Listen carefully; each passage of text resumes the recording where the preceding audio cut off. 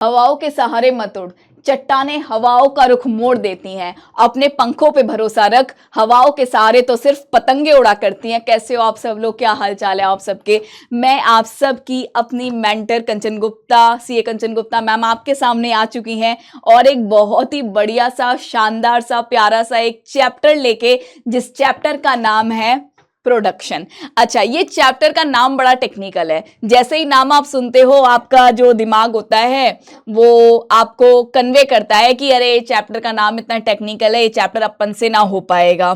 क्योंकि इकोनॉमिक्स में तो अपन थोड़े डिफरेंट चैप्टर पढ़ते हैं। ये क्या प्रोडक्शन जैसे चैप्टर भी इकोनॉमिक्स में आ गए, कोई बहुत बड़ी चीज होगी।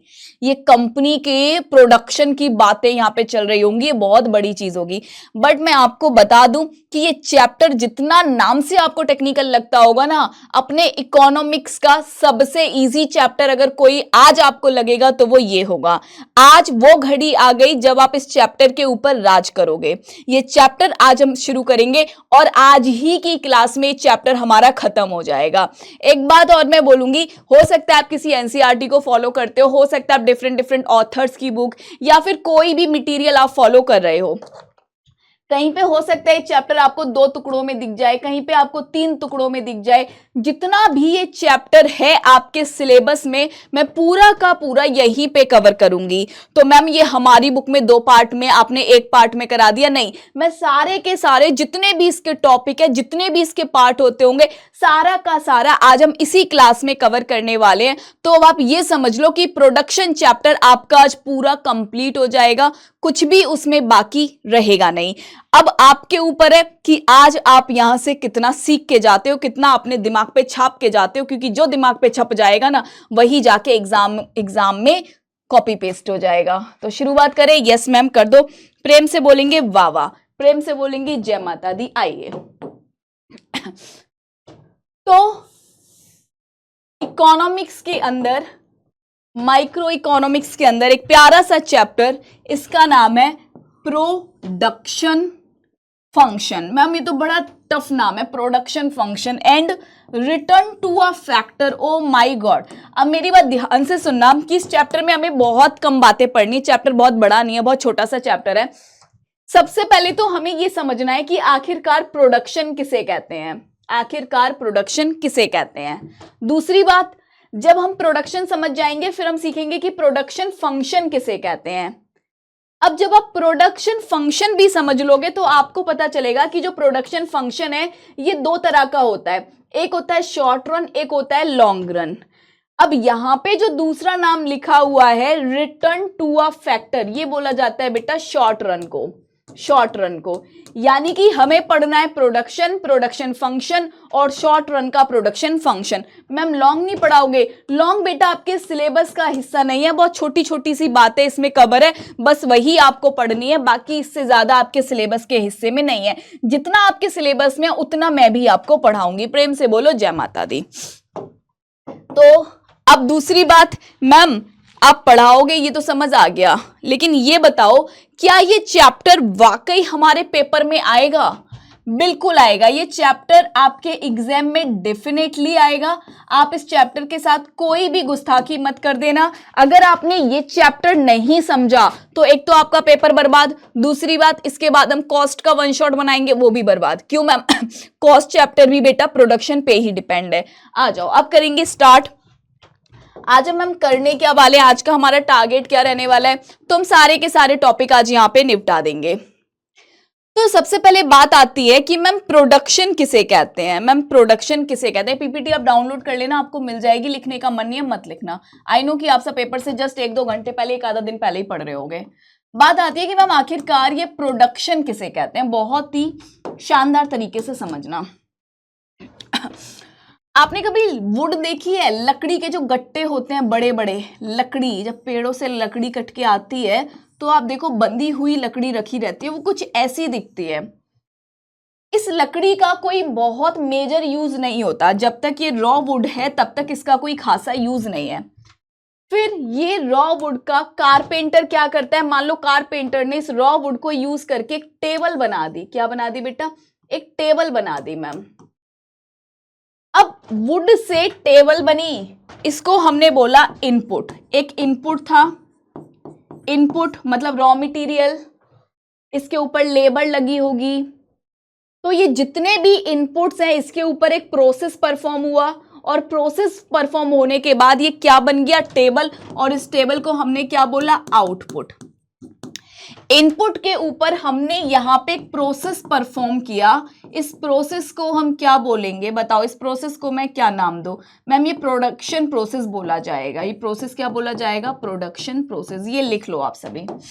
प्रोडक्शन क्या है, प्रोडक्शन एक ऐसी एक्टिविटी है जहां पे हम इनपुट को कन्वर्ट कर देते हैं आउटपुट में।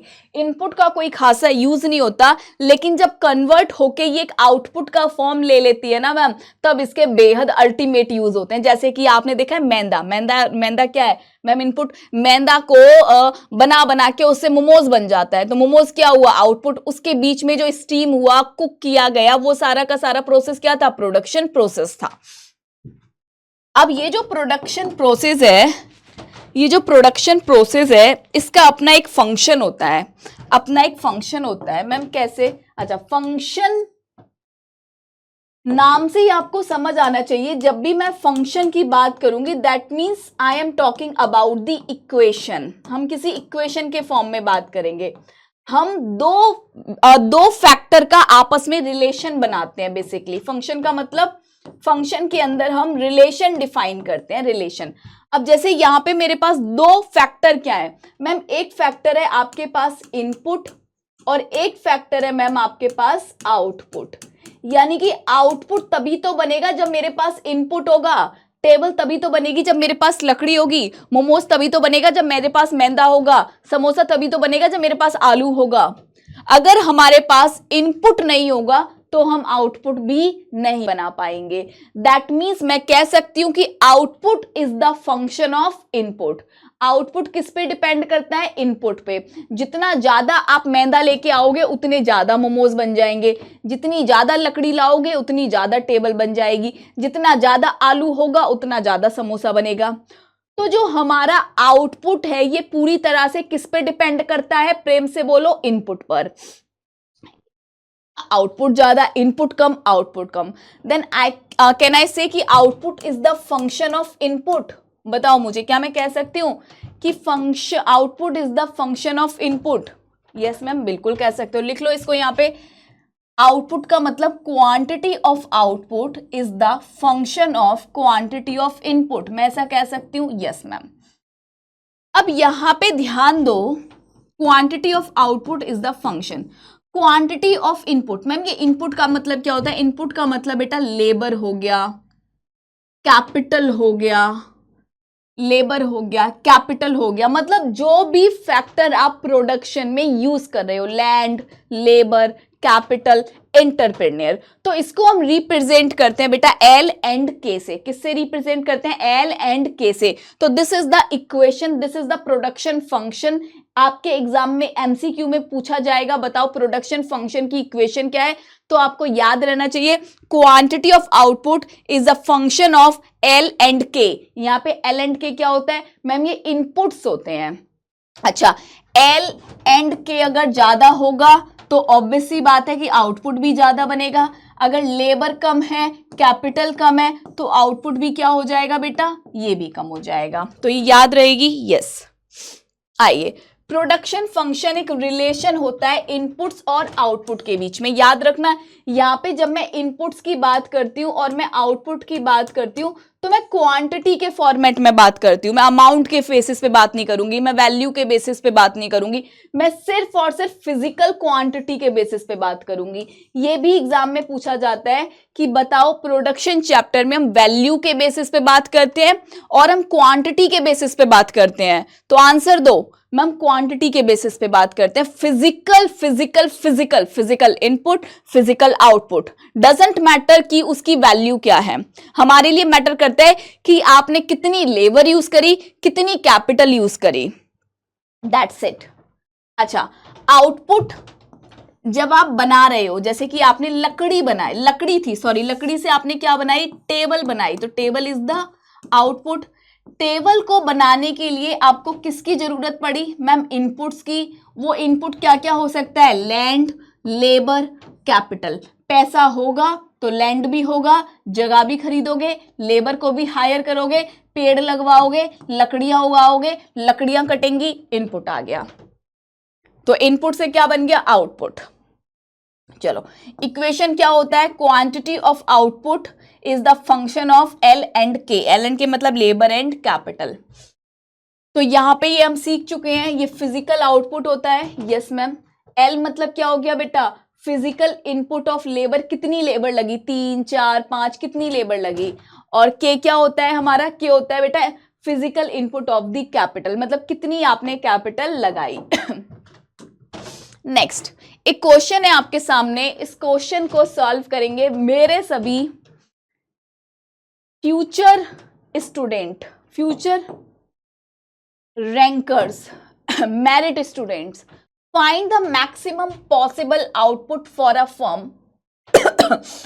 उन्होंने आपसे एक आउटपुट पूछा है और आपको बोला गया है कि with 0 unit of labour, L का एल कितना लगा रहे हो? 0 एंड 20 यूनिट्स ऑफ के कितनी यूज कर रहे हो? 20 यूनिट्स। I am sorry. चलिए, व्हेन इट्स प्रोडक्शन फंक्शन, आपको एक प्रोडक्शन फंक्शन भी दे दिया कि Q इज इक्वल टू क्या होता है? 5L+2K, ये आपको गिवन है। आपसे बोला है कि क्वांटिटी ऑफ आउटपुट निकालो, तो आप कैसे लगाओगे? 5, लेबर की कितनी क्वांटिटी यूज कर रहे हो मैम? 0 + 2, कैपिटल कितना यूज कर रहे हो मैम? कैपिटल हम यूज कर रहे हैं 20 यूनिट्स। तो यहाँ पे आपके पास क्वांटिटी ऑफ आउटपुट कितना आ गया मैम? ये हो गया 0 और ये हो गया 40, तो हम टोटल में कितना बना रहे हैं? 40। मैम ये तो हमें समझ आ गया, बट ये चीज और आप बता दो कि यहाँ पे 5 और 2 का मतलब क्या होता है? बेटा ये रेशियो होता है कि अगर हम 5 लेबर लगाते हैं तो हमारी कैपिटल कितना लगता है? 2 लेबर, 2 कैपिटल लगती है। तो this is the ratio between the labour and capital. आइए, यहाँ पे सॉल्यूशन भी कुछ नहीं आई थी, ढीठ बच्चों के लिए हम देते हैं कि जो पीपीटी पे एकदम ही कुछ लिखना नहीं चाहते या अपनी नोटबुक में कुछ नहीं लिखते, तो वो सॉल्यूशन भी पा सकते हैं। आइए, यहाँ पे ध्यान दो आप, ये नाम इनका याद रखना, पेपर के लिए इंपॉर्टेंट है, वॉटसन का। वॉटसन ने प्रोडक्शन फंक्शन को डिफाइन किया और कहा कि जो प्रोडक्शन फंक्शन होता है, this is the relationship between the output and input. मैंने भी यही कहा था, लेकिन वो कंचन गुप्ता मैम ने कहा था, जिनका आप रेफरेंस पेपर में नहीं दे सकते हो। और यहाँ पे वॉटसन एक इकोनॉमिस्ट हैं, जिनके पेपर का रेफरेंस आप, जिनके नाम का रेफरेंस आप एग्जाम में दे सकते हो। तो इनका नाम याद कर लेना, इनका रेफरेंस आपको पेपर में लिख के आना है वॉटसन का। कि वॉटसन ने कहा है कि production function is the relationship between the input and output. अब नेक्स्ट बात काम की सुनो, यहां पे ध्यान देना कि ये जो रिलेशन इस्टेब्लिश होता है किस किस के बीच में? Quantity of output and quantity of input, इनके बीच में जो रिलेशन इस्टेब्लिश हुआ है, इसको मैं ऐसे भी लिख सकती हूँ, कंफ्यूज मत हो जाना, बात एक ही है, एल के एल कुछ भी लिख लो। ये जो रिलेशन इस्टेब्लिश हुआ है, ये जो रिलेशन है, ये इकोनॉमिकल रिलेशन नहीं है। इकोनॉमिक मतलब अगर हम वैल्यू के बारे में बात करें, इकोनॉमिकल रिलेशन नहीं है, this is a technical relation, this is a mathematical relation, this is a technical relation, basically हम इसे बोलते हैं। तो हालांकि ये आपसे इतना पेपर में नहीं पूछा जाएगा, बट स्टिल मैंने इसलिए बताया क्योंकि आप एनसीईआरटी या किसी ऑथर की बुक खोलते हो तो वहां पे मिलता है, फिर आप कंफ्यूज हो जाते हो। तो याद रखना कि यहाँ पे इकोनॉमिकल रिलेशन नहीं होता है, ये टेक्निकल रिलेशन होता है। तो इसका मतलब मैम इसको इंजीनियर ने बताया होगा, यस, इनको इंजीनियर ने अच्छे से डिफाइन किया होगा। अब बात करते हैं कि जो हमारे फैक्टर ऑफ प्रोडक्शन होते हैं, फैक्टर ऑफ प्रोडक्शन मतलब प्रोडक्शन में यूज होने वाले फैक्टर, अभी अभी बताए थे कौन कौन से होते हैं? Yes ma'am, land, labour, capital, etc. एक और एंटरप्रेन्योर भी आप यहां पे लिख सकते हो। तो ये सब हमारे फैक्टर ऑफ प्रोडक्शन होते हैं। अब इसमें से कुछ फैक्टर हमारे फिक्स होते हैं और कुछ फैक्टर हमारे वेरिएबल होते हैं। Some factor are fixed here, some factors are variable. Ma'am किसको फिक्स बोले, किसको वेरिएबल बोले, अब ये बताओ। फिक्स किसको बोले, वेरिएबल किसको बोले? तो आ जाओ, सबसे पहले फिक्स फैक्टर देख लेते हैं। फिक्स फैक्टर हम उन फैक्टर्स को बोलते हैं जिनकी वजह से आउटपुट में कोई चेंज नहीं आता, जिनकी वजह से आउटपुट में कोई चेंज नहीं आता। अच्छा, वेरिएबल फैक्टर बताओ मैम, वेरिएबल फैक्टर किसे बोलते हैं? वेरिएबल फैक्टर उन फैक्टर को बोला जाता है जिनकी वजह से हमारे आउटपुट में चेंज आता है। फिक्स फैक्टर की वजह से आउटपुट में कोई चेंज नहीं आएगा। और अगर मैं बात करूं वेरिएबल फैक्टर की, तो वेरिएबल फैक्टर की वजह से आउटपुट में चेंज आता है। चलो अब आप सबको ध्यान देना है बढ़िया तरीके से। अब हम फिक्स फैक्टर और वेरिएबल फैक्टर की बहुत अच्छी बात करने वाले हैं, और इसको अब आप ये समझ लो कि प्रोडक्शन चैप्टर अब अंतिम सांस ले रहा है। क्यों मैम? अब जो हम पढ़ाएंगे ना आपको, वो पूरा का पूरा टॉपिक इस टॉपिक से कनेक्टेड है, और वही आपका अंतिम टॉपिक है। जो अंतिम टॉपिक होता है वही आखिरी, वही अंतिम, वही भारी भी होता है, याद रखना। पर बहुत ईजी है, ध्यान दो। मैं यहाँ पे क्लासरूम बना रही हूं, ये है एक क्लासरूम। इस क्लासरूम में यहाँ पे एक टीचर है जो आपको पढ़ा रहे हैं। यहाँ पे कुछ चेयर्स लगी हुई हैं, ये ना चेयर्स लगी हुई हैं। यहाँ पे भी कुछ चेयर्स हमने लगा दी, ठीक है मैम, ये भी कुछ चेयर्स लग गई। अब इस क्लास में जो बच्चे बैठे हुए हैं वो बैठे हुए हैं अराउंड 40 बच्चे बैठे हुए हैं। कितने बच्चे बैठे हुए हैं? फॉर एन एग्जाम्पल 40 बच्चे बैठे हुए हैं। आप मुझे एक बात बताओ, ये जो रूम है, रूम का जो भाड़ा जा रहा है वो जा रहा है इस टाइम पे 20,000 रुपया पर मंथ। ये पर मंथ इस रूम का भाड़ा जा रहा है। चलो, प्लस यहाँ पे कुछ चेयर्स डाली गई हैं, कुछ चेयर्स लगाई गई हैं। ये चेयर्स हैं, ये चेयर्स हैं, ठीक है जी मैम। ये सब क्या हो गई मैम? ये चेयर्स हो गई। तो यहाँ पे जितने बच्चे आते हैं उतनी चेयर्स लगा दी जाती है, जितने बच्चे आते हैं उतनी चेयर्स लगा दी जाती है, ठीक है मैम। अब मेरे को एक बात बताओ, यहाँ पे क्या हुआ? ये जो हमारा पर मंथ का रेंट जा रहा है, आप मुझे बताओ ये फिक्स है कि नहीं? ये तो जाना ही जाना है, बच्चा आए चाहे नहीं आए। यस मैम, ये तो फिक्स है, ये तो जाना ही जाना है, बच्चा आए चाहे ना आए। चाहे 0 बच्चा आप पढ़ाओ तब भी ये जाएगा, चाहे आप 1 बच्चा पढ़ाओ तब भी जाएगा, चाहे आप 2 बच्चा पढ़ाओ तब भी जाएगा। ये तो आपका जाना ही जाना है, कोई बात नहीं। अब मैंने आपसे बोला कि इस टाइम आपके पास 40 बच्चा पढ़ रहा है, आपके पास मान लो 10 बच्चा और आ गया, 10 बच्चा और आ गया पढ़ने के लिए अभी के अभी, और आपके पास रूम में कैपेसिटी है। आप क्या करोगे मैम? हम ना यहाँ पे चेयर लगवा देंगे, 10 चेयर हम और लगवा देंगे, 3 4 5 6 7 8 9 10। हमने 10 बच्चे को यहाँ पे बिठा दिया। जब हमारे पास बच्चा ज्यादा आया तो हमने क्या किया मैम? हमने ना चेयर बढ़ा दी, चेयर ज्यादा मंगा दी। तो यहाँ पे चेयर कौन सी कॉस्ट हुई मैम? ये वेरिएबल कॉस्ट हुई। ये कौन सी कॉस्ट हुई? वेरिएबल कॉस्ट हुई। मतलब आउटपुट के बढ़ने पे वेरिएबल कॉस्ट बढ़ती है, लेकिन आउटपुट के बढ़ने पे फिक्स कॉस्ट में कोई चेंज नहीं होता। आउटपुट के बढ़ने पे जिस कॉस्ट में कोई चेंज नहीं होता उसको बोलते हैं फिक्स कॉस्ट, और आउटपुट के बढ़ने पे जो बढ़ जाए, आउटपुट के घटने पे जो घट जाए, उसको बोलते हैं अपनी वेरिएबल कॉस्ट। प्रेम से बोलो वाह वाह। क्लियर? Yes ma'am. तो यहां पे इतना कॉन्सेप्ट तो मैम हमें क्रिस्टल क्लियर हो गया, ये वाली बात कि फिक्स्ड फैक्टर वो होते हैं जहां पे वॉल्यूम ऑफ आउटपुट चाहे बढ़े चाहे घटे, फिक्स कॉस्ट में कोई भी चेंज नहीं होगा, फिक्स फैक्टर में कोई भी चेंज नहीं होगा। कॉस्ट वर्ड में यहाँ यूज नहीं करूंगी, I am using the word factor. Building एक ही रहेगी, मैं दूसरी बिल्डिंग को रेंट पे नहीं ले रही हूं। अच्छा, अगर मैं बात करूं यहाँ पे कि अगर मुझे अपना वॉल्यूम ऑफ आउटपुट बढ़ाना है, नंबर ऑफ स्टूडेंट मेरे पास ज्यादा आ रहे हैं, तो वेरिएबल फैक्टर मेरे चेंज हो जाएंगे, मतलब मेरी चेयर यहाँ पे बढ़ जाएगी, मुझे ज्यादा चेयर लगानी पड़ेगी। Is it clear to everyone? Yes. Example दे सकते हो क्या फिक्स का? यस मैम, बिल्कुल। वेरिएबल का भी दे सकते हो, यस। जैसे मशीनरी का खर्चा, रूम का रेंट, ये सब चेंज नहीं होंगे with the volume of output. चाहे आउटपुट आपका ज्यादा हो चाहे आउटपुट आपका कम हो, ये अपनी जगह क्या रहेगा मैम? सेम रहेगा, इसमें कोई भी चेंज नहीं होगा। बट यहाँ पे जैसे मैम लेबर का खर्चा हो गया, वॉल्यूम, ये अगर वॉल्यूम ज्यादा है तो ये भी ज्यादा, वॉल्यूम कम तो ये भी कम। Is it clear? चलो अब मेरी एक बात पे ध्यान दो, और आपको बहुत बढ़िया तरीके से इस बात पे ध्यान देना पड़ेगा। हमने शुरू में ही बोला था कि जो प्रोडक्शन के फंक्शन होते हैं वो कितनी तरह के होते हैं मैम? प्रोडक्शन फंक्शन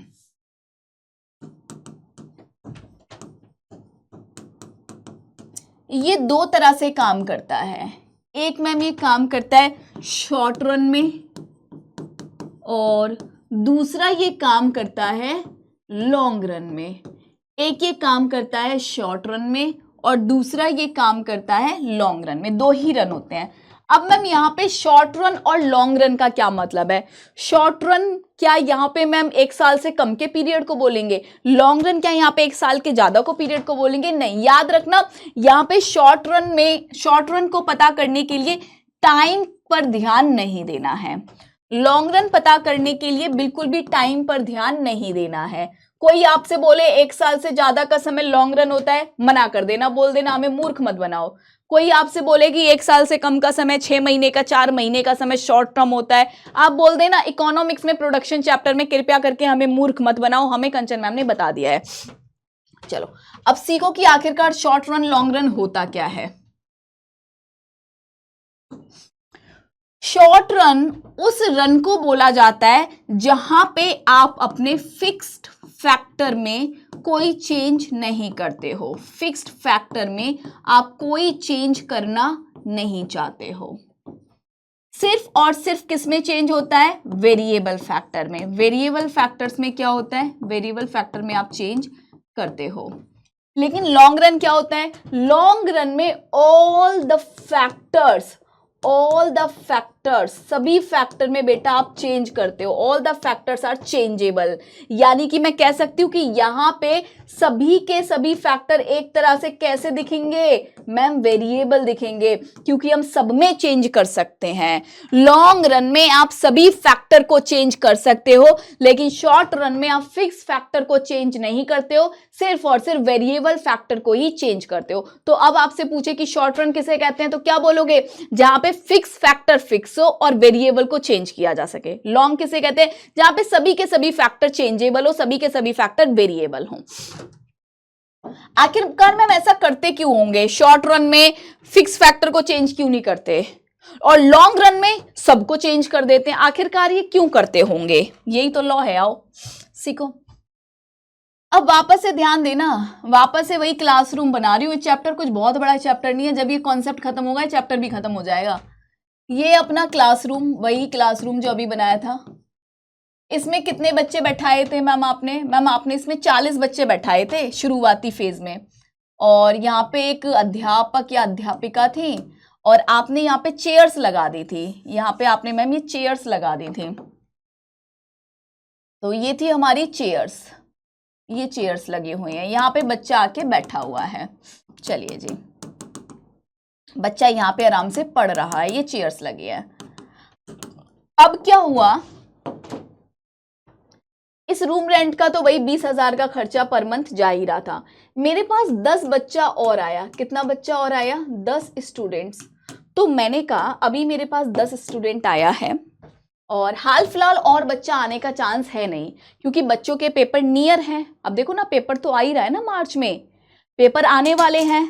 अगर मैं एक रूम और रेंट पे ले लूं, अगर मैं एक रूम और रेंट पे ले लूं और इस रूम का भाड़ा मेरा 20,000 जाएगा और इस रूम में मैं 10 बच्चे बैठा दूं, तो इस रूम में मेरे को क्या हो जाएगा? घाटा हो जाएगा। क्या हो जाएगा बेटा? घाटा। इसमें आपका कुछ नहीं जाता।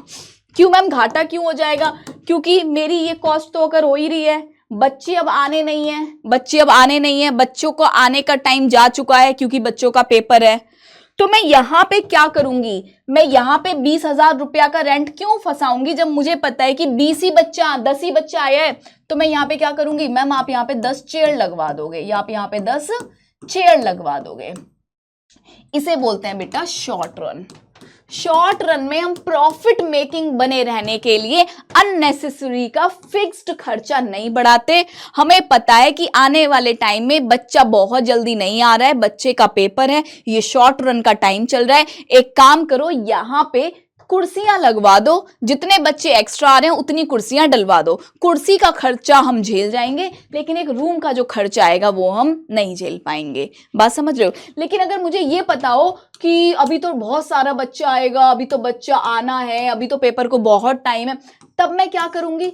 तब मैं एक रूम और रेंट पे ले लूंगी, क्योंकि मुझे पता है कि फिर एक रूम रेंट पे ले लेना सही है, क्योंकि बच्चा और भी आना है। कम से कम यहाँ पे 40-50 बच्चा तो बैठेगा। यहाँ तो 10 ही बच्चा और आया ना, तो 30 बच्चा और अगर आ गया इस सिचुएशन में तो मुझे भगाना पड़ेगा, फिर मुझे वापस से लॉस होगा। मुझे पता है जब बच्चा आ रहा है तो मैं क्या करूंगी मैम, फिर ना आप अपनी फिक्स फैक्टर भी चेंज करोगे, वेरिएबल फैक्टर भी चेंज करोगे, मतलब एक रूम भी ले लोगे और बच्चा आ रहा है तो मैं बोलूंगी जितना बच्चा आ रहा है उतनी चेयर भी लेके आओ। सो this is the difference between short run and long run. Short run में क्या होता है, शॉर्ट रन कहां गया, हाँ, शॉर्ट रन में क्या होता है, शॉर्ट रन में हमारे सभी के सभी फैक्टर वेरिएबल नहीं होते हैं, सिर्फ और सिर्फ हमारी लेबर वेरिएबल होती है और जो कैपिटल होती है ये हमारी फिक्स हो जाती है, इसीलिए हमने इसको बार लिख दिया। हमारी इक्वेशन क्या बनी, quantity of output is the function of L and के बार। यहाँ पे के क्या हो गया, के इज द कांस्टेंट, मतलब नो चेंज इन के। तो शॉर्ट रन का मतलब बिल्कुल भी पीरियड ऑफ टाइम से नहीं होता। शॉर्ट रन का मतलब सिर्फ ये होता है कि जहां पे आप अपने वेरिएबल फैक्टर को इंक्रीज कर सको और फिक्स फैक्टर को कांस्टेंट रख सको, उसको हम शॉर्ट रन कहते हैं। तो दिस इज द रिलेशन जो हमने ऑलरेडी समझ लिया। अच्छा, वेरिएबल फैक्टर का मैम कर्व कैसे बनेगा, तो अभी हमने बोला कि कैपिटल एक रूम ले रखा था जिसका खर्चा कितना था 20,000। तो पहले हम कितने बच्चे पढ़ा रहे थे 40। मान लो ये जो लेबर है यहाँ पे, ये लेबर की जगह मैं लिख देती हूँ चेयर, ठीक है जी। तो मेरे जो कैपिटल लगी थी 20,000 की और लेबर लगी थी, सॉरी चेयर लगी थी मेरी 40। फिर मैंने कहा बच्चा और आ गया, चलो 10 चेयर और लेके आओ। तो अब चेयर कितनी हो गई मैम, चेयर हो गई 50। चेयर बढ़ गई, ये क्या है चेयर बढ़ गई, लेकिन कैपिटल अपनी जगह क्या है अभी भी फिक्स रह गई। So this is the curve of capital, जो कि क्या है एक स्ट्रेट लाइन है, parallel to the x axis है, हॉरिजॉन्टल लाइन है। तो याद रखना शॉर्ट रन के अंदर जो हमारा फिक्स फैक्टर होता है वो क्या होता है, parallel to the x axis. Next है हमारे पास लॉन्ग रन प्रोडक्शन फंक्शन। इसमें क्या हो जाएगा, आप सारे बोलो, प्यार से बोलो, जोर से बोलो, आवाज नहीं आई ऊंचा बोलो। मैम यहाँ पे सारे के सारे फैक्टर आपके वेरिएबल हो जाएंगे, मतलब अब आप अपनी कैपिटल भी चेंज करोगे। बिजनेस में कोई मशीनरी खरीदनी होगी तो वो भी आप खरीदोगे, लेबर हायर करनी होगी तो लेबर भी आप करोगे, क्योंकि लॉन्ग रन है, धंधा चलाने के लिए बैठे हो, कस्टमर बहुत आने वाला है, फोकस ऑन कस्टमर। अब आप एकदम से अपना हाथ खुला छोड़ दोगे, फिक्स्ड फैक्टर पे भी पैसा खर्च करोगे और वेरिएबल फैक्टर पे भी पैसा खर्च करोगे, आप दोनों पे पैसा खर्च करोगे और मिलके प्रॉफिट कमाओगे। तो लॉन्ग रन का मतलब कोई टाइम पीरियड से नहीं होता है, लॉन्ग रन का मतलब वही होता है कि जहां पे आप अपने बिजनेस का साइज बढ़ा रहे हो, मतलब कि अब आप मशीनरी भी नहीं लगा रहे हो, लैंड भी नहीं हायर कर रहे हो, बिल्डिंग भी नहीं हायर कर सकते हो, यहाँ पे सारे के सारे फैक्टर्स आपके क्या हैं, वेरिएबल हैं। यहाँ पे आप मुझे बताओ, जब मैं फंक्शन लिखूंगी quantity of output is the function of L and के, क्या मेरा के ऊपर कांस्टेंट आना चाहिए, बार आना चाहिए, नहीं ma'am, this is the right function. तो यहाँ पे यही फंक्शन बनेगा, करेक्ट। आइए अब ध्यान दो, यहाँ पे एल एंड के अभी अभी मैंने बताया दोनों क्या हो जाते हैं मैम, दोनों क्या है यहाँ पे वेरिएबल है। लेबर भी यहाँ पे चेंज हो सकता है, यस, और कैपिटल भी यहाँ पे चेंज हो सकता है, कतई मत बोल देना कि नहीं हो सकता, बिल्कुल हो सकता है। लॉन्ग रन प्रोडक्शन फंक्शन को हम constant proportion type production function भी कहते हैं, याद रखना, constant proportion type production function भी बोलते हैं। मतलब कि यहाँ पे जो रेशो होता है वो फिक्स रहता है, रेशो क्या रहता है, फिक्स रहता है, रेशो जो होता है वो क्या रहता है, फिक्स रहता है। मतलब कि मान लो लेबर और कैपिटल, अगर आप 2 लेबर लगाते हो, मतलब 2 रेशो 2 लेबर लगाते हो तो उसकी 4 टाइम आपकी क्या लगती है, capital, this is the ratio. ये रेशो हमेशा फिक्स रहता है, ये रेशो को आप खराब नहीं करोगे। अगर आपको दूसरा कैपिटल हायर करना पड़ रहा है, दूसरा घर आपको, दूसरा रूम आपको रेंट पे लेना पड़ रहा है, तो इसका मतलब मान लो ये जो रेशियो है ये सेम रहेगा।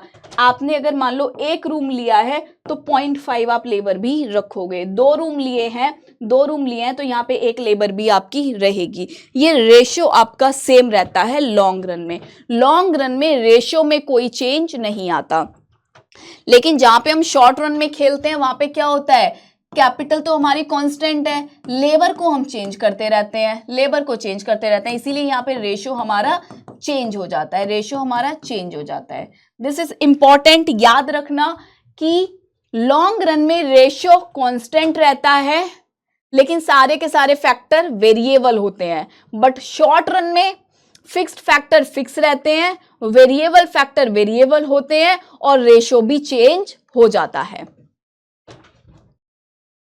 अच्छा, ये लॉन्ग रन का ग्राफ देख लो। लॉन्ग रन में हम क्या करेंगे, पहले हमारे पास एक रूम था और 50 चेयर हो गई थी, 40 चेयर या 50 चेयर जितनी भी लिख लो एक ही बात है। फिर और बच्चे आए तो हमने क्या किया, एक रूम और ले लिया तो कैपिटल बढ़ गई, और हमने साथ के साथ चेयर भी बढ़ा दी तो चेयर भी बढ़ गई। So this is the curve. ये कर्व किस चीज का है, हमारा लॉन्ग रन में फैक्टर रेशियो। फैक्टर रेशियो देख रहे हो, कांस्टेंट है एकदम। अब ये बात जरूर याद रखनी है, this is most important, 3 vital differences. 3 बड़े डिफरेंस क्या है long run and short run में। Short run and long run में 3 बड़े डिफरेंसेस ये हैं। आइए सारे डिफरेंसेस देखते हैं। डिफरेंस नंबर 1 कहता है कि शॉर्ट रन को हम वेरिएबल प्रोपोर्शन बोलते हैं एंड लॉन्ग रन को हम कांस्टेंट प्रोपोर्शन बोलते हैं। अभी अभी बताया था ना कि जो हमारा शॉर्ट रन होता है वहां पे प्रोपोर्शन मतलब कि जो रेशियो होता है वो रेशियो क्या होता है मैम, चेंज होता रहता है, इसीलिए इसको वेरिएबल प्रोपोर्शन बोलते हैं। इसको कांस्टेंट प्रोपोर्शन क्यों बोलते हैं, कि जो रेशियो होता है वो हमारा क्या रहता है, कांस्टेंट रहता है।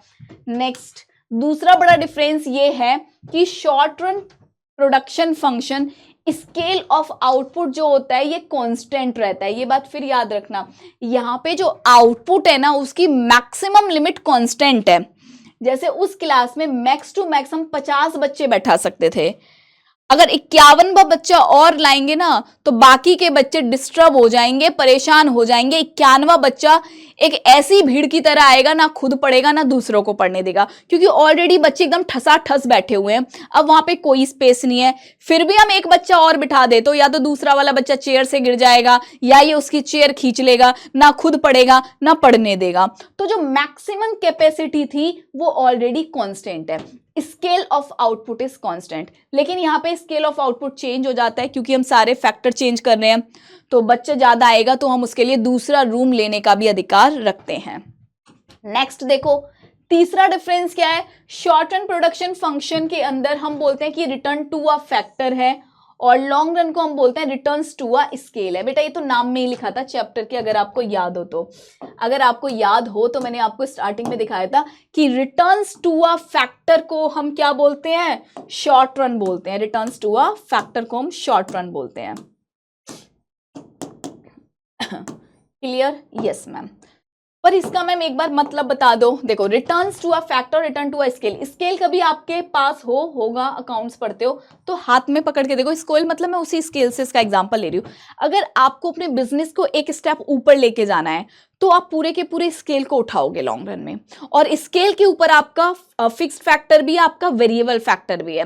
तो बिजनेस की ग्रोथ करने के लिए पूरा का पूरा स्केल उठेगा, मतलब फिक्स फैक्टर भी चेंज, वेरिएबल फैक्टर भी चेंज। तो इसीलिए इसको बोला जाता है कि रिटर्न टू अ स्केल, पूरा का पूरा स्केल चेंज हो रहा है। और एक है रिटर्न टू अ फैक्टर। यहाँ पे अगर हमें आउटपुट बढ़ाना होता है तो हम किसी एक ही फैक्टर का सहारा लेते हैं, लेकिन यहाँ पे तो पूरे के पूरे स्केल का सहारा लिया जाता है। स्केल का मतलब फिक्स फैक्टर भी उठाएंगे और वेरिएबल भी। तो ये 3 सबसे ज्यादा इंपॉर्टेंट डिफरेंस है।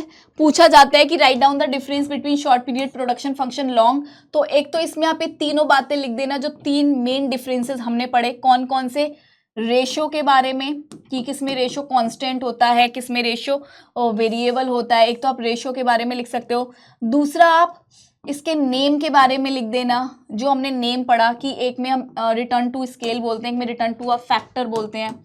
और एक हमने शुरुआत में एक और नाम पढ़ा था, वो क्या बोलते हैं इसका, कि जो यहाँ पे हमारा आउटपुट होता है वो कांस्टेंट होता है। एक में शॉर्ट में कांस्टेंट होता है और लॉन्ग में क्या होता है, ये मैम चेंजेबल होता है, वेरिएबल होता है। अच्छा, इन 3 डिफरेंस के बाद आप यहाँ पे इक्वेशन लिख सकते हो। इसकी इक्वेशन जब आप लिखोगे तो के ऊपर बार लगा दोगे, और यहाँ की इक्वेशन के ऊपर के ऊपर बार नहीं आता है। इस तरह से यहाँ की इक्वेशन बनती है, और यहाँ पे क्या होगा, यहाँ पे मैम बार आ जाता है। तो ये आप प्रॉपरली यहाँ पे लिख सकते हो। एक चीज और लिख सकते हो कि यहाँ पे जो कर्व होता है उसको बना के दिखा सकते हो, और यहाँ पे जो कर्व होता है वो इस तरह का होता है। तो ये पूरा का पूरा एक ऐसा एग्जाम में डिफरेंस आप फ्रेम करके आओगे जो कोई बच्चा नहीं करके आएगा। और जबकि इसके लिए हमें कोई एक्स्ट्रा मेहनत नहीं करनी पड़ी, कोई डिफरेंस नहीं पढ़ना पड़ा, हमने जो पढ़ा, जो चीज समझी, उसी से इसको फ्रेम कर दिया और ये पेपर में आ सकता है 3 मार्क्स का। क्वेश्चन करो सभी बच्चे, कमेंट में आंसर देना। ड्यूरिंग शॉर्ट पीरियड चल रहा है, आपके पेपर में भी शॉर्ट ही ज्यादा पूछा जाएगा। प्रोडक्शन कैन बी इंक्रीज, आपको प्रोडक्शन बढ़ाना है तो अब क्या करोगे? शॉर्ट रन में मैम फिक्स फैक्टर को तो हम चेंज नहीं कर सकते, हम क्या कर सकते हैं? सिर्फ और सिर्फ वेरिएबल फैक्टर को चेंज कर सकते हैं। इसका मतलब मैम ये सही लग रहा है, फिर भी ये पढ़ लो। ग्रेटर एप्लीकेशन ऑफ ऑल मतलब दोनों, fix and variable. No ma'am, short run में दोनों को चेंज नहीं कर सकते, सिर्फ फिक्स को चेंज नहीं कर सकते। कौन सा चेंज होता है? Variable. Then correct answer is B. Next, in the context of long run, अगर मैं लॉन्ग रन की बात करूं तो प्रोडक्शन फंक्शन के अंदर फैक्टर रेशियो क्या रहता है? मैम लॉन्ग रन में अभी आपने बताया कि जो फैक्टर रेशियो रहता है वो कांस्टेंट रहता है। Next, variable proportion type production function exist, कब एग्जिस्ट करता है? When with the change in the level of output there is a change in the factor ratio. ये कह रहे हैं कि जब change in the level of output हो रहा हो, there is a change in a factor ratio. Factor ratio में कब चेंज होता था? मैम फैक्टर रेशियो में जो चेंज होता था वो शॉर्ट रन में होता था, और शॉर्ट रन को ही क्या बोला जाता है? वेरिएबल प्रोपोर्शन बोला जाता है। तो यहाँ पे किसकी बात की गई है? वेरिएबल प्रोपोर्शन की बात की गई है। तो वेरिएबल प्रोपोर्शन कब होता है? जब फैक्टर रेशियो चेंज होता है। तो पहला वाला तो सही है। और पढ़ो, when it is possible to increase output by increasing the application of variable factor, जब हम वेरिएबल फैक्टर को बढ़ाएंगे तो आउटपुट बढ़ेगा। ये बात भी कहाँ पे बोली जाती है? शॉर्ट रन में, मतलब वेरिएबल प्रोपोर्शन में। ये बात भी सही है। when scale of production change with the change in the level of output, ये कह रहे हैं कि स्केल पूरा का पूरा चेंज हो रहा हो, तो बेटा ये थोड़ी ना होता है शॉर्ट रन में। तो करेक्ट आंसर क्या है? A B, so this one. Next करो। अच्छा, नेक्स्ट हमारे पास अब एक नया टॉपिक स्टार्ट हो रहा है। बेसिकली वो नया नहीं है, इसी शॉर्ट टर्म को अब हम आगे बढ़ाएंगे। तो आप कहो तो मैं समझाना शुरू कर दूं? यस मैम, पूरी तरह से कर दीजिए। चलो आ जाओ। तो नेक्स्ट टॉपिक है हमारे पास, आपको कुछ टेबल सी दिख रही है बट मैम ये समझ नहीं आ रहा है क्या आपने दे रखा है। चलो पहले समझेंगे तभी यहां पे आएंगे। हमने अभी तक क्या पढ़ा मैम? जो प्रोडक्शन फंक्शन होता है ना, सबसे मेन बात वो दो तरह का होता है, एक होता है लॉन्ग रन, एक होता है शॉर्ट रन। तो लॉन्ग रन जितना पढ़ा बस इतना याद रखना, इसके आगे का हिस्सा सिलेबस में आपके कतई नहीं है। लेकिन जो हमने शॉर्ट रन पढ़ा उसके बारे में अब आपको आगे पढ़ना पड़ेगा। शॉर्ट रन की अब हम बात कर रहे हैं। अच्छा, शॉर्ट रन में हम प्रोडक्शन कर रहे हैं, ठीक है जी। शॉर्ट रन में हम प्रोडक्शन कर रहे हैं। अब मेरी बात समझ जाओगे ना तो सब समझ आ जाएगा। शॉर्ट रन में हम प्रोडक्शन कर रहे हैं। अब यहां पे जब आप शॉर्ट रन में प्रोडक्शन करोगे तो क्या होगा? ध्यान दो। आपने एक मशीन लगाई,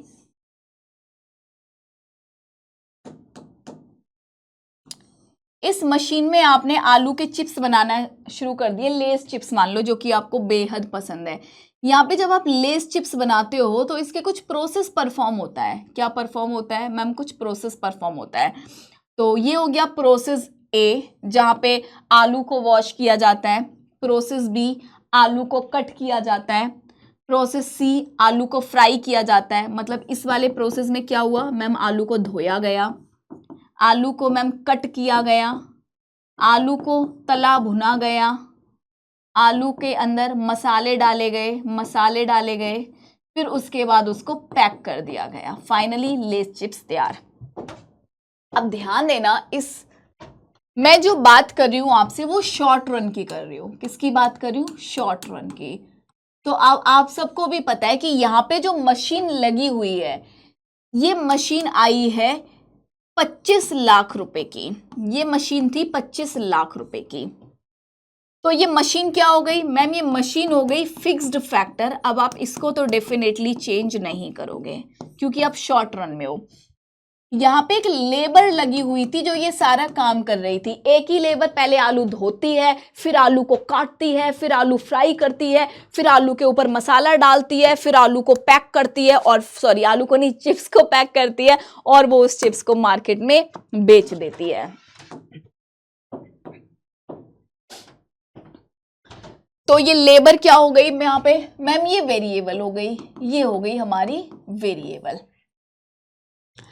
अब यहाँ पे क्या हुआ, एक ही लेबर सारा काम कर रही थी, यस। तो जब एक ही पर्सन सारा काम करेगा तो ये टोटल में पूरे दिन में 100 पैकेट ऑफ चिप्स बना पाती थी, सिर्फ और सिर्फ 100 पैकेट ये चिप्स के बना पाती थी।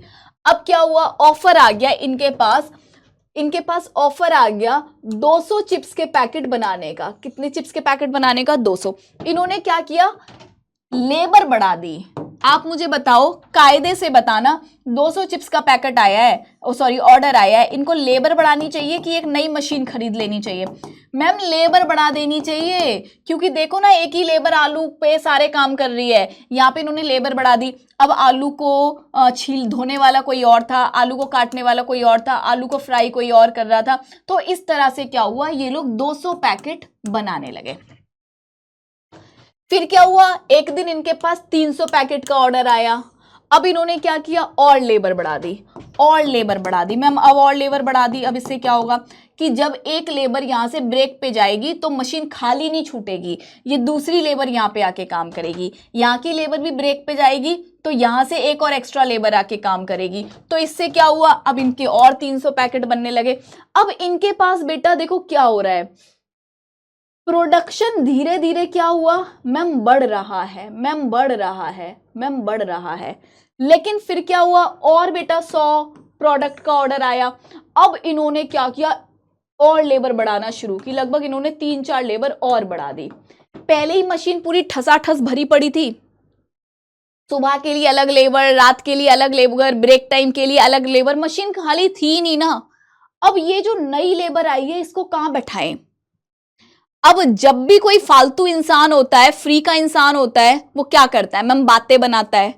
अब ये ना तो खुद काम करेगा ना इनको काम करने देगा। अब इसको अपनी जॉब की पड़ेगी तो ये धक्का मुक्की करेगा, चल तू हट मैं काम करूंगा, तू काम मत कर मैं काम करूंगा। या फिर बोलेगा चल आजा दोनों मिलके मूवी देखते हैं, कॉमेडी स्टैंड अप कॉमेडी देखते हैं, या लड़ाई झगड़े करेंगे आपस में। तो जो प्रोडक्शन अभी तक बढ़ रहा था, कहीं ना कहीं वो अब गिरना शुरू हो जाएगा। और जब ये गिरना शुरू हो रहा है ना, मतलब समझ लो अब आपका शॉर्ट रन खत्म हो रहा है साहब। अब वेरिएबल फैक्टर मत बढ़ाओ, अब या तो रुक जाओ या फिर इस पीरियड को लॉन्ग पीरियड में कन्वर्ट करो और एक प्लान हायर कर लो, एक और मशीन हायर कर लो। बात समझ रहे हो? यस मैम, अब हम भली बात ही समझ गए। सो this is the concept actually जो मैं आपको समझाना चाहती थी, यही यहां पे लिखा है, समझना। अब जब मैंने एक लेबर बढ़ाई, सिर्फ एक लेबर, तो मेरा टोटल प्रोडक्ट, एक लेबर बढ़ने से क्या हो रहा था मैम, टोटल प्रोडक्ट आपका बढ़ गया। दूसरी लेबर बढ़ाने से और बढ़ा, तीसरी लेबर बढ़ाने से और बढ़ा, चौथी लेबर भी आई, मिलके काम किया, लेकिन देख रहे हो उतना ज्यादा नहीं बढ़ा। क्यों? अब थोड़ी सी बातें शुरू हो गई ना। फिर मैंने एक लेबर और बढ़ाई, फिर इन्होंने आपस में लड़ाइयां शुरू कर दी। फिर मैंने एक और लेबर बढ़ाई, फिर जो एक्स्ट्रा आई ना तो वो कुछ कर रही है ना दूसरे को करने दे रही है, तो कोई प्रोडक्शन ही नहीं बढ़ा। फिर मैंने एक लेबर और बढ़ाई, अब ना तुम काम करो ना हम काम करेंगे, चलो छुट्टी कर लेते हैं, कंपनी के लिए धरने पे बैठ जाते हैं, स्ट्राइक कर देते हैं, तो प्रोडक्शन घट गया। याद रखना, एक लेवल से भी ज्यादा आप लेबर नहीं बढ़ा सकते हो भाई, प्रोडक्शन गिरने लगता है। जीता जागता एग्जाम्पल आपके सामने है। जिसका ये चैप्टर कमजोर हो ना, उसको ये वीडियो जरूर दे देना, उस बच्चे को बता देना कि पढ़ लो यहां से, ये चैप्टर में आप ये समझ लो, इस चैप्टर से आपका एक रिश्ता बन जाएगा। टीपी सबको समझ आया, टोटल प्रोडक्ट। अब टोटल प्रोडक्ट से हम क्या निकालेंगे, मार्जिनल प्रोडक्ट। मार्जिनल प्रोडक्ट का क्या मतलब होता है, मार्जिनल का मतलब हर एक एडिशनल लेबर से कितना प्रोडक्शन बढ़ा।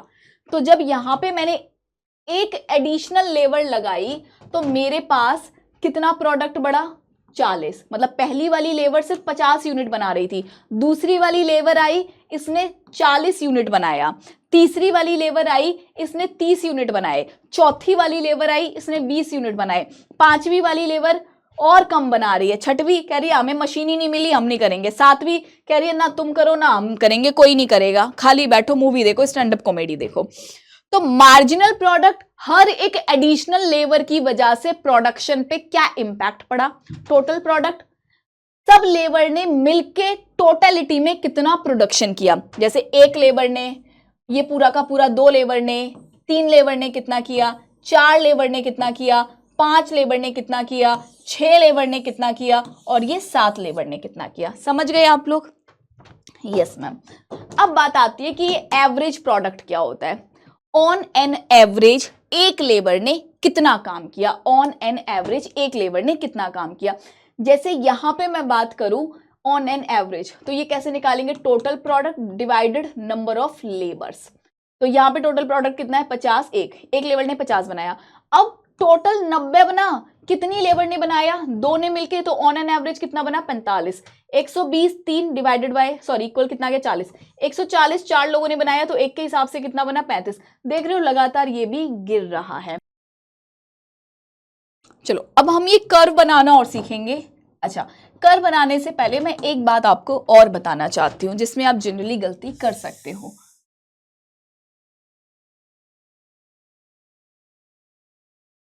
कि ये जो मेरा टीपी है, टीपी 50 से बढ़ के मेरा कितना हो गया, 90। तो यहां पे क्या हुआ, मेरा एमपी क्या आ गया, एमपी मैम पहले आया 50, क्योंकि टीपी 1 माइनस टीपी 0 ऐसे हम निकालते हैं, TP N minus TP N minus 1। तो दूसरे केस में मेरा क्या आया, 90 माइनस 50, तो मैम ये आ गया आपका 40। क्लियर? और तीसरे केस में क्या आया, 120 माइनस 90, तो ये आ गया 30। मैं आपसे बोल रही हूँ कि मान लो ये 90 की जगह 110 हो जाता है, फिर मुझे बताओ यहाँ पे क्या होएगा। मैम पहले तो 50 ही आएगा, पर दूसरे वाले केस में ये कितना आ जाएगा, दूसरे वाले केस में आ जाएगा ये 60 आ जाएगा ना अराउंड। मैम ये आ जाएगा यहाँ पे 60। और तीसरे वाले केस में कैलकुलेट करो, अब ये चेंज होता चला जाएगा। मैम तीसरे वाले केस में ये आ जाएगा 110 माइनस 90, तो लगभग 20। फिर इसके आगे आप बढ़ते जाओगे लाइक दिस। तो यहाँ पे ऐसा भी हो सकता है, मैंने अभी आपको क्या बोला कि MP through out the journey गिर रहा है, थ्रू आउट द जर्नी गिर रहा है, लेकिन वो टेबल की फिगर आप अगर ध्यान दो, मैंने थोड़ा सा यहाँ पे डिजिट चेंज किया, अब आपको क्लियर क्रिस्टल समझ आएगा कि एमपी शुरुआत में बढ़ भी सकता है और बढ़ने के बाद गिरेगा, बढ़ने के बाद गिरेगा। शुरुआत में बढ़ा देन वो गिरा। अब ध्यान दो, अब हम एक एक कर्व बनाते हैं सारे। टीपी, टीपी क्या है, टीपी मैम बढ़ता जा रहा है, बढ़ता जा रहा है, बढ़ता जा रहा है, अपने मैक्सिमम पे पहुंच के क्या हो गया, कांस्टेंट हो गया और फिर गिरना शुरू हो गया।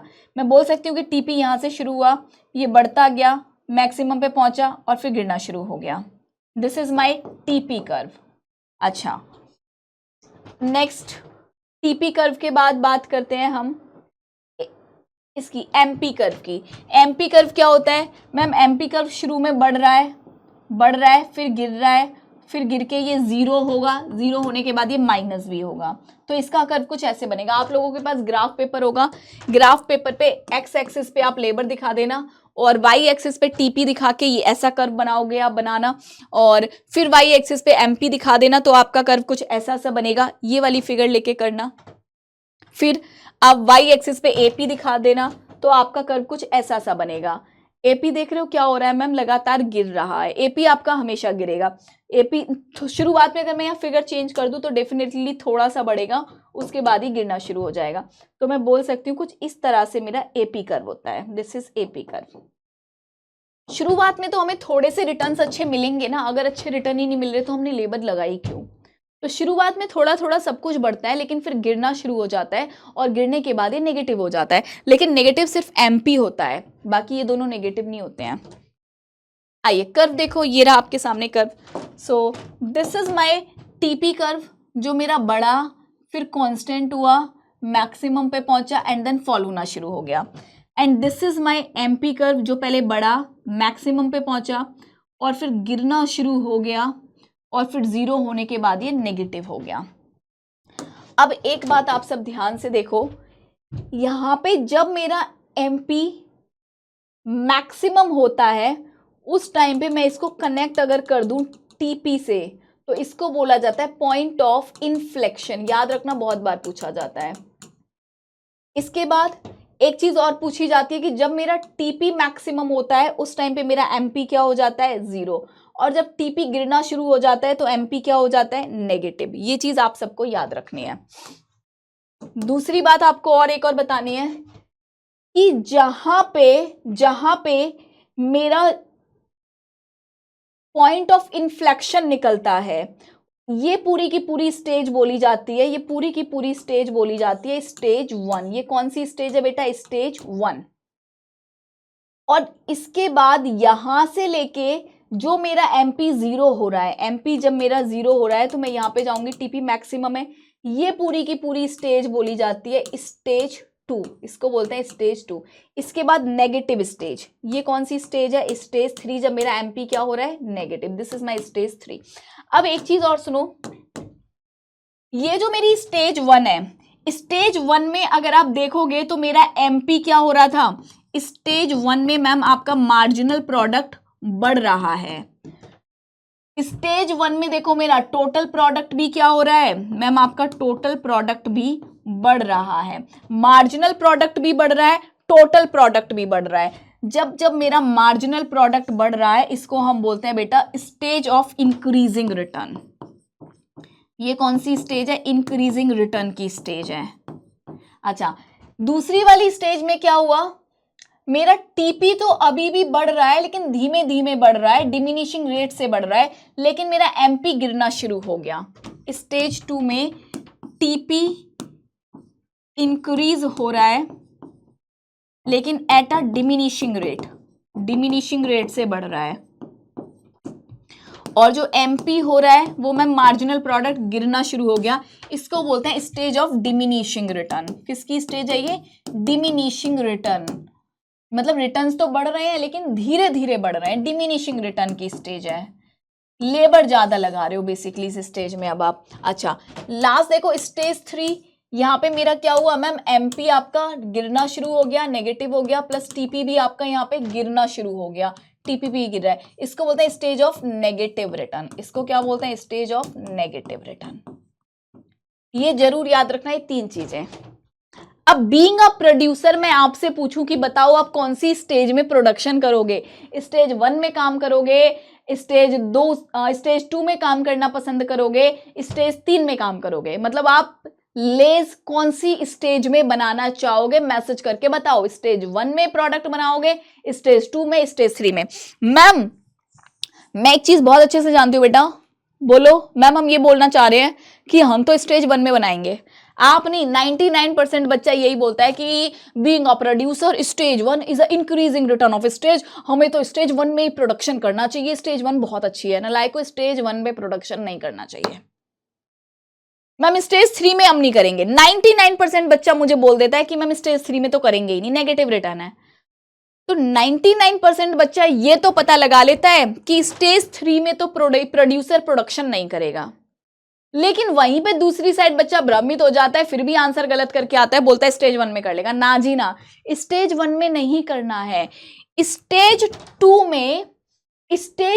में एक ऐसा टाइम आएगा जहां पे आपकी कॉस्ट मिनिमम हो रही होगी, वहां पे आपको प्रोडक्शन करना है। मैम लॉजिक नहीं समझ आया? ये तो हमें समझ आया स्टेज 1 अच्छी स्टेज नहीं है, स्टेज 3 भी अच्छी स्टेज नहीं है, स्टेज 2 अच्छी स्टेज है, बट ऐसा क्यों? ध्यान दो, एक हो गई मेरी स्टेज 1, एक हो गई स्टेज 2, एक हो गई स्टेज 3। नाम में मत जाना, नाम से आप देख के इसमें आंसर टिक करके आ जाओगे।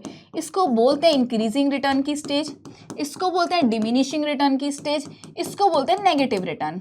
मतलब ये वो लेवल है जहां पे आपने लेबर इतनी सारी डाल दी है मशीन के ऊपर कि मशीन चली नहीं पा रही है।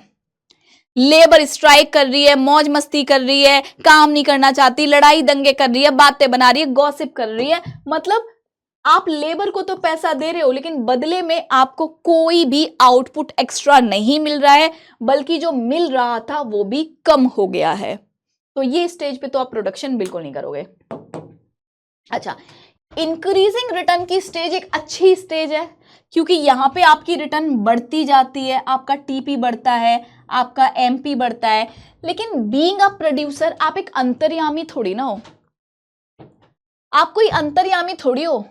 आपको कैसे पता लगेगा कि जो अब लेबर आएगी वो अच्छी लेबर नहीं होगी और वो मेरे प्रोडक्शन को गिरा देगी? आप तो जब भी किसी लेबर को बुलाते हो तो आप यही सोच के बुलाते हो ना कि प्रोडक्शन बढ़ेगा, लेबर बुलाओ प्रोडक्शन बढ़ेगा, लेबर बुलाओ प्रोडक्शन बढ़ेगा। तो स्टेज 1 तो बेटा इंक्रीजिंग रिटर्न की स्टेज है।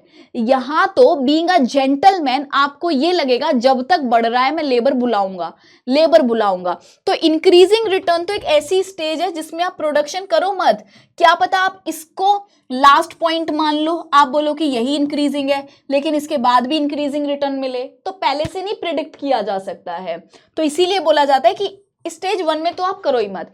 जैसे ही स्टेज 1 खत्म हो जाए उसके बाद जहां पे आपकी कॉस्ट सबसे मिनिमम पड़ रही हो वहीं पे कर लो। मैं ये नहीं बोल रही हूं कि स्टेज 2 में बीच में पहुंच के कहीं करो, जहां स्टेज 1 खत्म हो उसके जस्ट बाद ही आपको जैसे ही नेगेटिव रिटर्न वो हल्का सा डिमिनिशिंग आपको मिलना शुरू हो जाए, बेटा रोक दो प्रोडक्शन, बस वहीं पे प्रोडक्शन करो, सॉरी वहीं पे सबसे ज्यादा प्रोडक्शन आपको करना है। ठीक है जी, yes ma'am.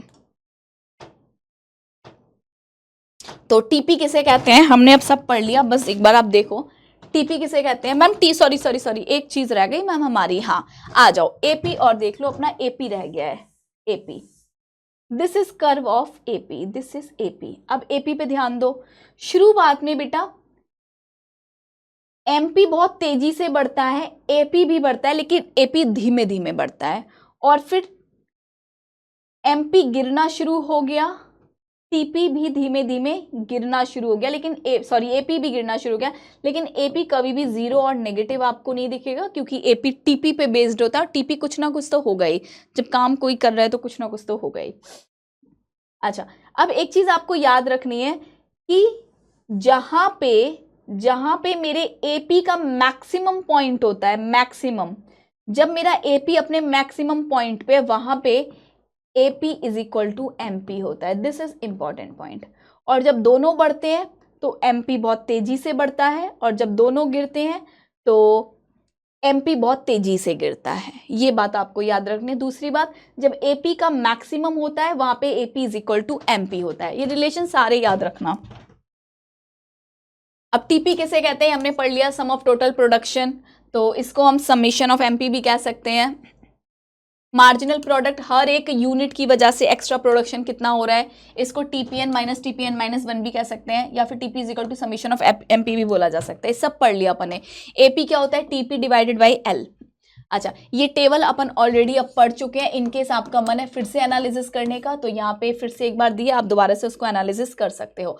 This is the question, calculate the average and marginal product from the following. आपको एक टेबल गिवन है, इसमें आपको टीपी दे रखा है और आपको क्या निकालना है, एमपी और एपी। तो यहाँ पे अपनी लेबर लिख लेना, यहाँ पे टीपी लिख लेना, यहाँ पे एपी लिख देना, यहाँ पे एमपी लिख देना, और सारा डेटा ये गिवन है, ये भी गिवन है, इससे ये निकाल लेना और इसी से ये निकालना है। This is your homework question. Ma'am answer कैसे दें आपको, आंसर कमेंट बॉक्स में जरूर दे देना और टाइम स्टैम्प लगा के दे देना, सो दैट बाकी के बच्चे भी अपना आंसर मैच कर सकें। और अगर ये पीपीटी आपकी डाउनलोड होगी तो यहाँ से आंसर आप मैच भी कर सकते हो। आइए next, complete the following table. एक टेबल आपको गिवन है, इसमें हम उल्टा चल रहे हैं, आपको एमपी गिवन है तो एमपी से क्या निकालोगे, टीपी, क्योंकि टीपी इज इक्वल टू क्या होता था मैम, समेशन ऑफ एमपी, तो ये निकाल सकते हो। यस मैम, बिल्कुल निकाल सकते हैं, यानी कि पहले वाला तो सेम ही होता है। यस, पहले वाला सब सेम होता है बेटा, यहाँ भी 18 ही आ जाएगा क्योंकि 18 डिवाइडेड बाई 1 करोगे। अच्छा, दूसरा वाला क्या आ जाएगा, 18 प्लस 16, तीसरा क्या आ जाएगा, 18 plus 16 plus 14, next 18 plus 16 plus 14 plus 12, next 18 plus 16 plus 14 plus 12 plus -5, चलो तो प्लस माइनस माइनस हो जाएगा। तो ये कैलकुलेशन करनी है। अब जब टीपी होगा तो टीपी डिवाइडेड बाय एल कर देना, टीपी डिवाइडेड बाय एल, तो एपी आ जाएगा। तो ये सारे आंसर्स आप कमेंट बॉक्स में दोगे। तो यहाँ पे सॉल्यूशन है कुछ बच्चों के लिए जिनको मैच करना हो। नेक्स्ट, ये भी आपका होमवर्क क्वेश्चन रहेगा, यहाँ पे आपको टेबल को कंप्लीट करना है। इस टेबल में एपी और एमपी का चर्चा किया है, तो सबसे पहले टीपी जरूर निकाल लेना, टीपी निकाल लेना। एपी से टीपी निकालना बहुत इजी होता है। कैसे निकालोगे, पहला तो मैम 80 होता है, ये कैसे निकालोगे मैम, आपने बताया था कि एपी इज इक्वल टू होता है, एपी इज इक्वल टू होता है टीपी डिवाइडेड बाई एल। तो अब यहाँ पे क्या है, एपी गिवन है 10, टीपी नहीं पता है, लेबर कितनी है 2, तो ये डिवाइड में इधर इनटू हो जाएगा, टीपी कितना हो जाएगा 20, तो ये कितना हो गया 20, यानी कि ये और ये आ गया। अब यहाँ पे आ जाओ, साथ साथ लेके चलोगे तो हो जाएगा। अब पहले में क्या होता है मैम, सब सेम होता है। अच्छा, दूसरे में क्या आएगा, 20 माइनस 8, 20 माइनस 8 तो कितना आ जाएगा, 12। अब क्या होगा, यहाँ से इस पे आ जाओ, यहाँ से इस पे आ जाओ। ये कैसे निकालते हैं, टीपी मैम, 8 प्लस 12 प्लस 10 कितना आ जाएगा, 12 और 8 20 और 10, ये आ गया 30। अब 30 डिवाइडेड बाय 3 कर दो, 30 डिवाइडेड बाय 3 तो ये कितना आ जाएगा मैम, ये आ जाएगा 10। क्लियर, यस, इतनी टेबल हो गई। अब देखो इसके आगे चलना है आपको, इसके आगे का मैं दूंगी आपको homework. Value number 1, value number 2, value number 3, this is value number 1, 2 and 3। इनको आप टाइम स्टैम्प लगा के कमेंट बॉक्स में जरूर बता देना ताकि बाकी बच्चे भी मैच करें। दिस इज योर होमवर्क आगे का। चलो मैच करने के लिए डाउनलोड हो जाए नोट्स तो कर लेना, यहां से मैच कर लेना। आओ आगे। अब हमारे पास ये अजम्पशंस हैं, हालांकि इंपॉर्टेंट बिल्कुल भी नहीं है, लेकिन बुक में था तो मैंने कहा लेके चलते हैं बच्चों के सामने, कुछ भी छूटना नहीं चाहिए, क्योंकि भले ही वो चीज़ पेपर में ना आए लेकिन वो आंखों के सामने नहीं होती ना, तो हमें ऐसा लगता है ना जाने हमने कितना कुछ छोड़ दिया है और हमारा कॉन्फिडेंस बहुत डाउन हो जाता है। पता है दिक्कत सिर्फ एक, कॉन्फिडेंस डाउन हो जाता है, इसलिए मैं लेके आई थी। तो ये 3 पॉइंट है याद रखने के लिए कि रेशियो ऑफ फैक्टर जो होता है, ratio in which factor of production are combined can be change, ratio change हो सकता है शॉर्ट रन में, बताया था। यस मैम, वेरिएबल प्रोपोर्शन मतलब शॉर्ट रन की हम बात कर रहे हैं, याद रखना। तो रेशियो, वेरिएबल प्रोपोर्शन में रेशियो चेंज हो जाता है। यूनिट ऑफ वेरिएबल फैक्टर्स जो होते हैं वो सेम होते हैं, प्लस टेक्नोलॉजी में कोई चेंज नहीं होता है। यहाँ पे 3 स्टेज आती हैं, एक इंक्रीजिंग रिटर्न की स्टेज, एक डिमिनिशिंग रिटर्न की स्टेज, एक नेगेटिव रिटर्न की स्टेज, ये भी हम कर चुके हैं। यस अच्छा, यहाँ पे जब तक हमारा एमपी बढ़ रहा है, मैंने आपको बढ़िया तरीके से समझाया था, अगर एमपी बढ़ रहा है उसको बोलते हैं इंक्रीजिंग रिटर्न। फिर एक टाइम ऐसा आता है कि मेरा एमपी घटना शुरू हो जाता है, इसको बोलते हैं डिमिनिशिंग रिटर्न। फिर एक टाइम ऐसा आता है कि जब मेरा एमपी नेगेटिव होना शुरू हो जाता है, इसको बोलते हैं नेगेटिव रिटर्न की स्टेज। ये डायग्राम हम पूरा फुल्ली कवर कर चुके हैं, स्टिल हमने यहाँ पे दिया है सिर्फ और सिर्फ आपके डिटेल्ड एनालिसिस के लिए कि आपको एक फेयर क्लीन डायग्राम चाहिए होगा, उस पर मैं बहुत कुछ लिख देती हूँ तो आप यहां से कर सकते हो। चलो रिवीजन कराओ मेरा 1 2 3 क्विक। जब मेरा एमपी मैक्सिमम होता है तो इस लाइन को मैं ऊपर डॉटेड लाइन लेके आती हूँ, टीपी से टकरा देती हूँ, तो यहाँ पे किसका जन्म होता है मैम, पॉइंट ऑफ इन्फ्लेक्शन का। फिर जब मेरा टीपी मैक्सिमम होता है तो उस टाइम पे मेरा एमपी क्या होता है मैम 0, और जब मेरा टीपी गिरना शुरू होता है तो एमपी क्या हो जाता है मैम नेगेटिव। Very good. अच्छा, यहां पे आपको पता हो तो हम एक और कर्व बनाते थे ऐसे करके, कुछ ऐसे। ये क्या होता था मैम एपी। यहां पे क्या होता था, जब मेरा एपी मैक्सिमम होता है वहां पे क्या होता है, MP is equal to ma'am AP होता है। और शुरुआत में एमपी और एपी दोनों बढ़ते हैं, लेकिन एमपी ज्यादा तेजी से बढ़ता है। फिर एमपी और एपी दोनों गिरते हैं, एमपी ज्यादा तेजी से गिरता है और ये गिरते गिरते 0 को टच करके नेगेटिव हो जाता है, लेकिन एपी नेगेटिव नहीं होता है। Clear, yes. यहाँ पे जो पॉइंट ऑफ इन्फ्लेक्शन होता है मैम, इसको स्टेज 1 बोला जाता है, क्योंकि यहाँ पे हमारा इंक्रीजिंग एमपी है, ये डिक्रीजिंग हो रहा है तो डिमिनिशिंग बोलते हैं। यहाँ पे नेगेटिव रिटर्न आ गई। हमें स्टेज 2 में प्रोडक्शन करना चाहिए, जो भी सबसे बेस्ट पॉइंट हो। चलो, पॉइंट ऑफ इन्फ्लेक्शन के बारे में हम पढ़ चुके हैं कि किसे कहते हैं। अच्छा, identify the shape of MP curve in short run. ये बहुत इंपॉर्टेंट क्वेश्चन है, पूछा जाता है कि बताओ कि जो मेरा एमपी कर्व है शॉर्ट रन में उसकी शेप कैसी होती है। एमपी कर्व की शेप कैसी होती है शॉर्ट रन में, बताओ। ध्यान से देखो एमपी कर्व को, तभी आप बता पाओगे। एमपी कर्व ये रहा, ऐसे कुछ है। यस मैम, कुछ ऐसे है। बताओ कौन सी कर्व शेप है ये, बताओ, सोच के बताओ, जल्दी से मैसेज करो, ये कौन सी शेप है। बोलो जी मैम इसका कर्व, सिंपल सी बात है, इनवर्स यू शेप होगा। हमने ध्यान से देखा, आपने दिखाया था, ये ऐसे जाता है, कुछ ऐसे। तो यू कैसे बनता है, ऐसे, तो ये क्या है, इनवर्स यू शेप कर्व। इसका करेक्ट आंसर याद रखना बेटा, बहुत इंपॉर्टेंट है, इनवर्स यू शेप कर्व। आपके दिमाग में क्या है था वो भी लिख देना कमेंट में। चलो अच्छा, कॉजेज ऑफ इंक्रीजिंग रिटर्न, हमें स्टेज 1 में इंक्रीजिंग रिटर्न क्यों मिलते हैं? क्योंकि वहाँ पे मैम हम फिक्स्ड फैक्टर का अच्छा खासा यूटिलाइजेशन कर रहे हैं। आलू काटने के लिए अलग लेबर है, आलू को धोने के लिए अलग लेबर है, आलू को फ्राई करने के लिए अलग लेबर है। तो जो लेबर जिस काम में एफिशिएंट है हम उसी का यूटिलाइज कर रहे हैं तो ज़्यादा प्रोडक्शन होगा। फिक्स दोनों फैक्टर लाइक फिक्स फैक्टर और वेरिएबल फैक्टर दोनों अच्छे से यूटिलाइज हो रहे हैं। जितनी लेबर की जरूरत है उतनी लेबर यहाँ पे आ रही है, और एक मशीन पे जितनी लेबर होनी चाहिए दोनों एक दूसरे के साथ सामंजस्य करके प्रोडक्शन कर रहे हैं। Do you agree with the view that TP increase even when MP is decreasing? Yes ma'am, बिल्कुल सही बात है। आपने बताया भी था कि शुरुआत में टीपी क्या होता है मैम, इंक्रीज होता है एंड देन डिक्रीज होना शुरू होता है। यहाँ पे क्या हो रहा है देखो ध्यान से, हमारा जो एमपी था वो इंक्रीज होता है देन 0 होता है। तो यहाँ पे ध्यान दो कि जब मेरा एमपी डिक्रीज हो रहा है ना बेटा, तब भी मेरा टीपी इंक्रीज हो रहा है but at a diminishing rate से हो रहा है। तो आपको यही डायग्राम बना के आना है, टेबल की फिगर दे देना 2-4, वरना इसके बारे में लिख के आ जाना yes we are agree with this statement. चलिए नेक्स्ट देखते हैं, नेक्स्ट क्या है। अच्छा, कॉजेज ऑफ डिमिनिशिंग रिटर्न की हमें एक डिमिनिशिंग रिटर्न क्यों मिलती है? डिमिनिशिंग रिटर्न मिलने का कारण क्या है? फिक्सिटी ऑफ द फैक्टर है, मतलब कि जो मशीन है उस पर इतनी ज़्यादा लेबर आ रही है कि अब लॉसेज होना शुरू हो गए हैं। इम्परफेक्ट फैक्टर सुटेबिलिटी है, मतलब कि लेबर ज़्यादा है मशीन कम है, एक दूसरे को मैचअप नहीं कर पा रहे हैं। पुअर कोऑर्डिनेशन हो चुका है, इसीलिए हमारे रिटर्न्स डिमिनिशिंग होना शुरू हो चुके हैं। 3 स्टेजेस होती हैं, तीनों स्टेजेस हम कर चुके हैं, इंक्रीजिंग रिटर्न की, डिमिनिशिंग रिटर्न की और नेगेटिव रिटर्न की। अच्छा, कौन सी स्टेज पे काम करना चाहिए? आप इसको होमवर्क में अच्छे से रीड कर लेना। मैंने आपको बढ़िया तरीके से समझाया कि स्टेज 1 में मत करो, क्योंकि स्टेज 1 का एंड कब है आपको पहले से तो नहीं पता है ना, वो तो तब पता लगता है जब एक्चुअल में हमें डिमिनिशिंग रिटर्न मिलना शुरू हो जाते हैं। तो स्टेज 1 पे आप करते रहो, जैसे ही आपको हल्का सा डिमिनिशिंग की साइड आए वहीं पे आप रुक जाओ, देन दैट मीन्स आपको स्टेज 2 में प्रोडक्शन कर लेना चाहिए, स्टेज 3 में आपको कतई नहीं जाना चाहिए। तो ये चीज़ आप यहाँ से पढ़ सकते हो, ये लिखिए।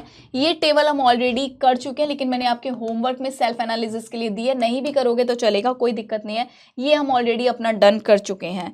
अब बात आती है मैम रिलेशन की। रिलेशन मोस्ट इंपॉर्टेंट है, मैं आपको ऑलरेडी पढ़ा चुकी हूँ कि शुरुआत में मेरा दोनों बढ़ता है, टीपी बहुत तेजी से बढ़ता है, फिर एमपी गिरना शुरू होता है, टीपी फिर भी बढ़ रहा है लेकिन धीरे धीरे बढ़ रहा है। जब एमपी 0 होता है टीपी मैक्सिमम होता है, एमपी नेगेटिव होता है टीपी डिक्लाइन होना शुरू हो जाता है।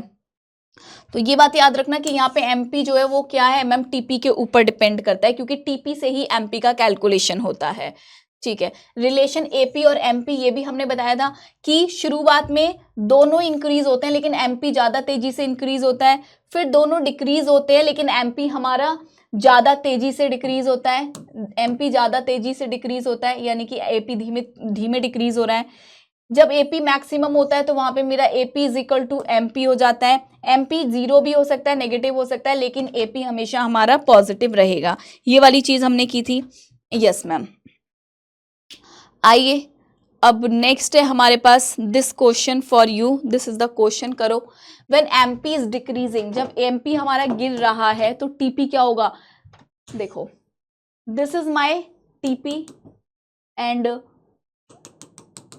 ऐसे बना के देख लिया करो रिलेशन, आपको इजी लगेगा। ठीक है जी, यस मैम। तो ये क्या था मैम, ये ऐसे जाएगा। तो यहाँ पे क्या हुआ, ध्यान दो अगर आप लोग, ये मैक्सिमम हो गया। तो जब मेरा एमपी डिक्रीज होना शुरू होता है, मतलब एमपी मेरा गिर रहा है लेकिन स्टिल मेरा टीपी क्या हो रहा है मैम, इंक्रीज हो रहा है। लेकिन इस पोजीशन में कैसे इंक्रीज होता है? एट अ डिमिनिशिंग रेट और एट अ डिक्रीजिंग रेट, मतलब बढ़ता है लेकिन धीमे धीमे बढ़ता है। तो correct answer is what, at a decreasing rate. Ma'am यहाँ पे कैसे बढ़ता है टीपी? यहाँ पे इंक्रीजिंग रेट से बढ़ रहा है, तेजी से बढ़ रहा है। Stage of negative return sets in when, negative return कब होता है? जब हमारा एमपी क्या हो जाए मैम, नेगेटिव हो जाए। आप भी आंसर देख के जाओगे। In case of diminishing return to a factor, in case of diminishing return, diminishing return हमें कब मिलती है? बहुत ही सिंपल सा क्वेश्चन है, इसका क्वेश्चन आपको कमेंट बॉक्स में देना है और विद अ टाइम स्टैम्प देना है। बहुत सिंपल है, होमवर्क में दे रही हूँ, टाइम स्टैम्प लगा के देना सो दैट बाकी के बच्चे भी आपसे मैच कर ले। और जब आप आंसर दे दोगे हमारे आंसर से मैच कर लेना, हम भी पिन कर देंगे कमेंट को। बहुत सिंपल क्वेश्चन है, एक आधा चीज तो होमवर्क में करो, इवैल्यूएट करो खुद को। तो इसी के साथ हमारा ये वन शॉट के अंदर पूरा का पूरा प्रोडक्शन चैप्टर हो गया है समाप्त, और बहुत ही बढ़िया तरीके से हमने इस चैप्टर को खत्म किया। ट्रस्ट मी, कोई कॉन्सेप्ट हमने छोड़ा नहीं है, कुछ भी हमारा छूटा नहीं है। आपने एक आधा बार पहले कभी पढ़ा होगा तो आपको बहुत ही इजीली इससे रिवीजन हो गया होगा, लेकिन मैंने बिल्कुल भी अपने माइंड में ये थॉट नहीं रखा कि आपने कभी पढ़ा है कि नहीं पढ़ा। मैंने यही माना कि कुछ बच्चे ऐसे भी इस वीडियो को देखेंगे जिन्होंने शायद प्रोडक्शन छोड़ा हो, तो वो बच्चे भी इजीली कवर कर पाए, इसलिए ढेरों एग्जाम्पल्स कवर किए गए, एमसीक्यू हमने साथ साथ कवर कर लिए, सारे के सारे कॉन्सेप्ट्स कवर कर लिए। और जो हमने क्वेश्चंस आपसे पूछे उनके आंसर्स आप टाइम स्टैम्प लगा के कमेंट बॉक्स में दे देना, बस इतनी सी हेल्प कर देना सो दैट बाकी के बच्चे भी अपना आंसर मैच कर सकें। तो बढ़िया तरीके से अपना पेपर करके आओ। मुझे पता है पेपर से एक आधा दिन, 2-4 दिन पहले ही आप ये वीडियो देख रहे होगे, बहुत ज़्यादा पहले तो आप देखते नहीं हो। और बाकी ये समझ लो बेटा, बस पेपर बहुत नियर है, इस पेपर में कुछ कर दिखाना है, क्योंकि जो मार्क्स आते हैं, भले ही मान लो 11वीं 12वीं के मार्क्स से हमें लगता है कि बहुत कुछ क्या ही उखड़ जाएगा, कुछ खासा उखड़ता भी नहीं है, लेकिन लाइफ में कुछ बड़ा करने के लिए ना कॉन्फिडेंस बूस्ट हो जाता है। जब लाइफ में कुछ बड़ा करते हो ना तो आपको ये हमेशा याद रहता है, अरे मेरे 11th में इतने मार्क्स थे, मेरे 12th में इतने मार्क्स थे। दैट मीन्स आगे जाके आपको एक इनर कॉन्फिडेंस रहता है कि हाँ, मैं तो एक अच्छा बच्चा हूँ, मैं पढ़ने वाला बच्चा हूँ, अब जो मैं पेपर दे रहा हूँ, कोई सा भी कॉम्पिटिटिव एग्जाम हो, ये पेपर मेरा कुछ नहीं बिगाड़ सकता, मैं इस पेपर को उखाड़ दूंगा। और अपने मम्मी पापा के सपने को पूरा करो, अपने छोटे भाई बहनों के लिए कुछ बड़ा करके दिखाओ। आपके ऊपर बहुत सारी जिंदगियां टिकी हुई हैं, मैं हमेशा बोलती हूँ, आपके माँ बाप की ज़िंदगी, आपके छोटे भाई बहन की ज़िंदगी, फ्यूचर में आपकी जिनसे शादी होगी, आपके पार्टनर की ज़िंदगी, आपके बच्चे होंगे उनकी ज़िंदगी, ना जाने कितनी सारी ज़िंदगियां आपके ऊपर टिकी हुई हैं। तो कृपया करके बढ़िया तरीके से पढ़ो, और लाइफ में आगे बढ़ना है तो एक मिडिल क्लास स्टूडेंट के लिए पढ़ाई is the best source for achieving something different in the life. याद रखना। Bye bye, take care, God bless you all.